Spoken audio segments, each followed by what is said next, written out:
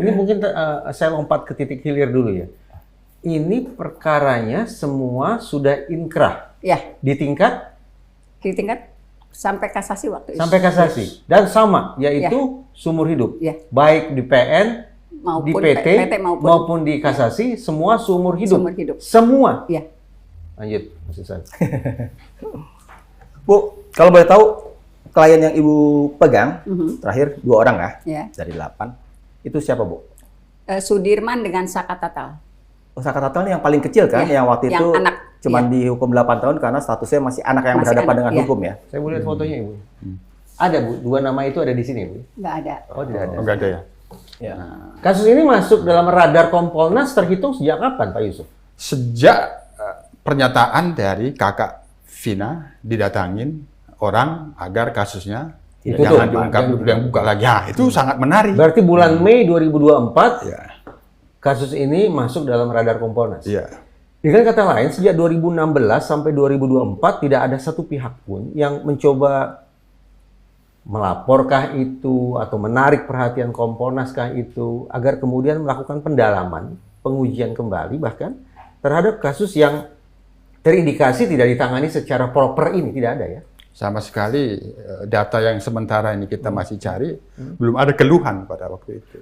Tahun 2016, Bu, ketika kasus ini bergulir sampai di pengadilan, gempar tidak media di Cirebon, Bu?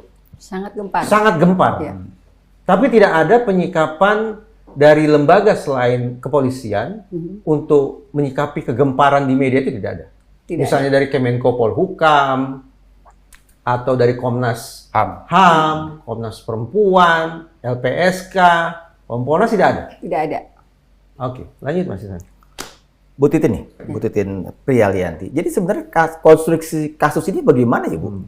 Bingung saya jadinya nih, karena di pemberitaan Saya mau tambahkan tegas tadi, yang perlu saya konfirmasi ke Ibu Titin ini, apakah ada DPO nggak sesungguhnya, Bu? nah, tolong dijawab, Bu, dari tangan saya sama juga dari Pak Yusuf nih. Kalau DPO kan yang menetapkan kepolisian. Saya tidak tahu ada DPO atau tidak. Tapi yang pasti nama-nama yang disebutkan itu oleh 8 orang itu mereka tidak saling mengenal. Yang dimaksud DPO sekarang? Ya, mereka tidak kenal dengan nama-nama itu. Dari awal tidak mengenal.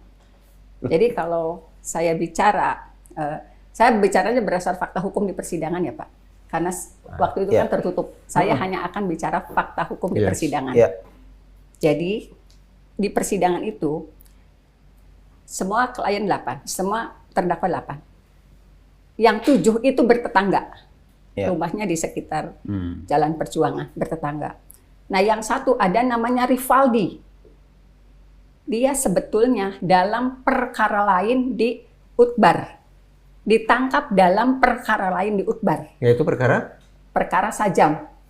Oke, tetapi tidak ada sangkut pautnya dengan Tidak ada sangkut pautnya kasus dengan yang Vina ini tidak ada? tidak ada. Oke. Tapi ada di antara 8 itu akhirnya. Tiba-tiba bergabung di antara 8. Tapi kan mungkin saja hasil investigasi kepolisian. Pengembangan.